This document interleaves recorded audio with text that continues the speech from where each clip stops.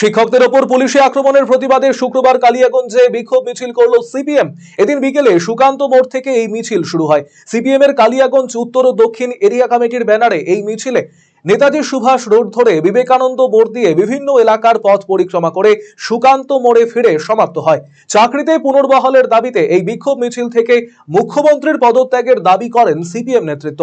এদিনের কর্মসূচিতে উপস্থিত ছিলেন সিপিএম নেতা ভরতেন্দ্র চৌধুরী, সুজয় সাহা, প্রশান্ত ঘোষ সহ অন্যান্যরা।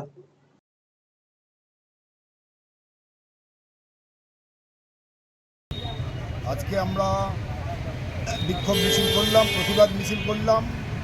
সুপ্রিম কোর্টের রায়ে আমাদের পশ্চিমবঙ্গে 2016 সালের যে এসএসসি, সেই এসএসসি রিক্রুটমেন্ট 17 সাল থেকে শুরু হয় এবং সেটা হাইকোর্ট, তারপরে ডিভিশন বেঞ্চ এবং সুপ্রিম কোর্ট।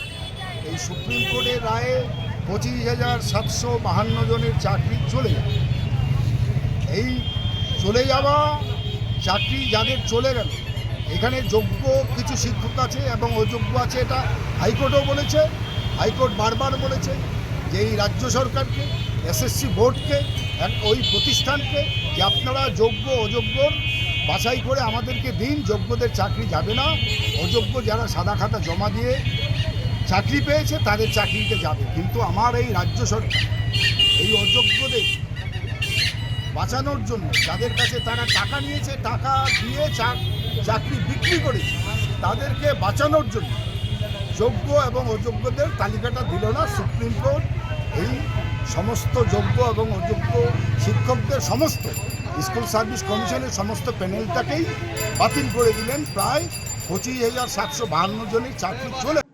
রায়গঞ্জবাসীদের জন্য সুখবর, যারা দীর্ঘদিন ধরে পেটের সমস্যায় ভুগছেন তাদের জন্য রায়গঞ্জ দিশারিতে আসছেন ব্যাঙ্গালোরের প্রখ্যাত গ্যাস্ট্রোএন্টারোলজিস্ট ডাক্তার ইরশাদ আলী, এইচএমডি, ডিএনবি। এখন থেকে প্রতি মাসে নির্দিষ্ট দিনে ডাক্তারবাবুকে দেখাতে আজই যোগাযোগ করুন দিশারি হেলথ কেয়ার, উকিলপাড়া, রায়গঞ্জ শাখায়।